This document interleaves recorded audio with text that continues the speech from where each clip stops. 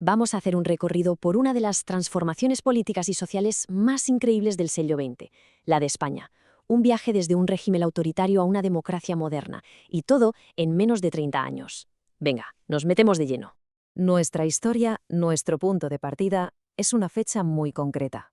Este día muere el general Francisco Franco, y con su muerte se terminan casi 40 años de dictadura y se abre de repente un interrogante gigantesco sobre el futuro del país.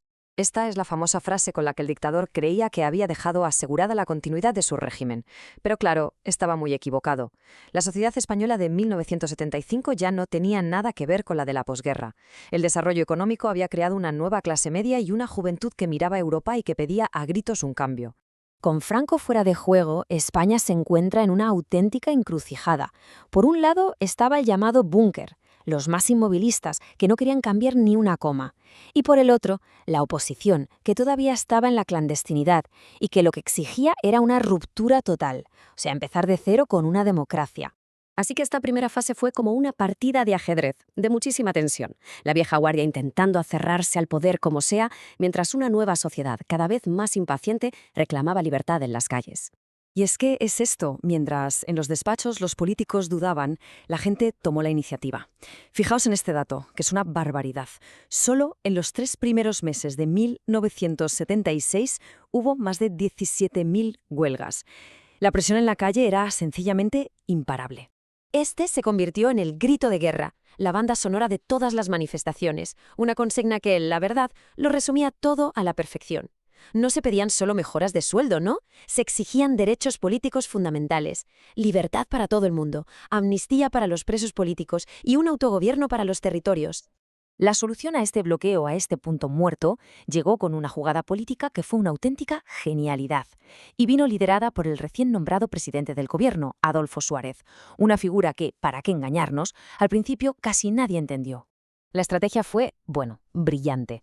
En lugar de una ruptura por las bravas que podría haber provocado una respuesta militar muy peligrosa, Suárez y su mentor, Torcuato Fernández Miranda, eligieron un camino muchísimo más audaz: desmontar la dictadura utilizando sus propias herramientas legales.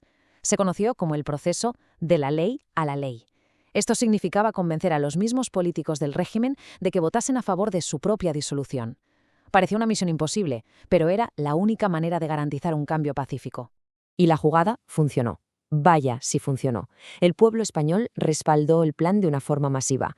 Más del 94% votó sí a la democracia. Esto le dio una legitimidad popular al proceso que ya nadie podía discutir y dejó el camino libre para las primeras elecciones democráticas desde el año 1936.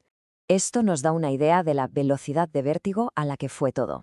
En apenas año y medio, España celebró elecciones. Todos los partidos políticos firmaron los pactos de la Moncloa para intentar solucionar la gravísima crisis económica y se aprobó una constitución nueva, un logro histórico que puso los cimientos de la nueva democracia. Pero claro, justo cuando parecía que lo más difícil ya estaba hecho, la joven democracia tuvo que enfrentarse a sus pruebas más duras.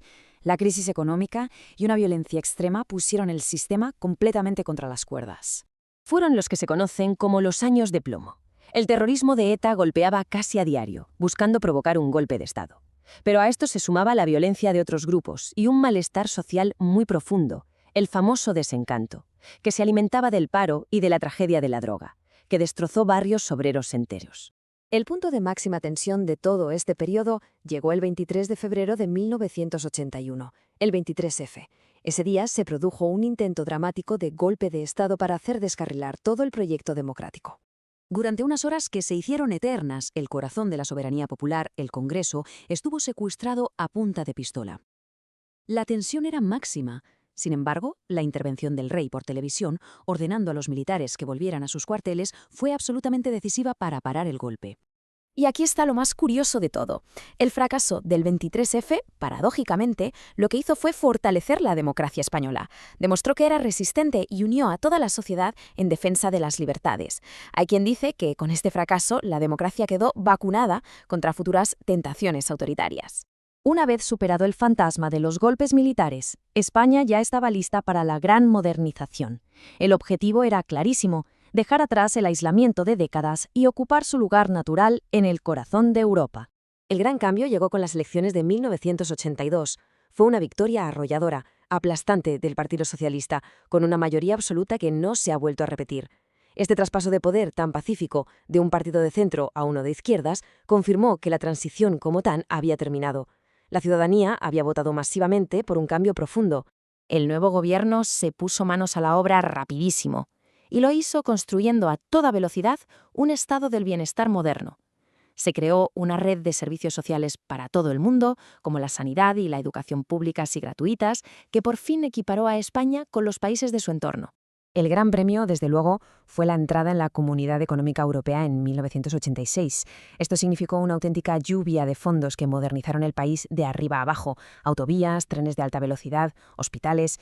Y luego, el año 92, con las Olimpiadas de Barcelona y la Expo de Sevilla, fue el escaparate definitivo. España se presentaba al mundo como un país moderno, capaz y lleno de energía.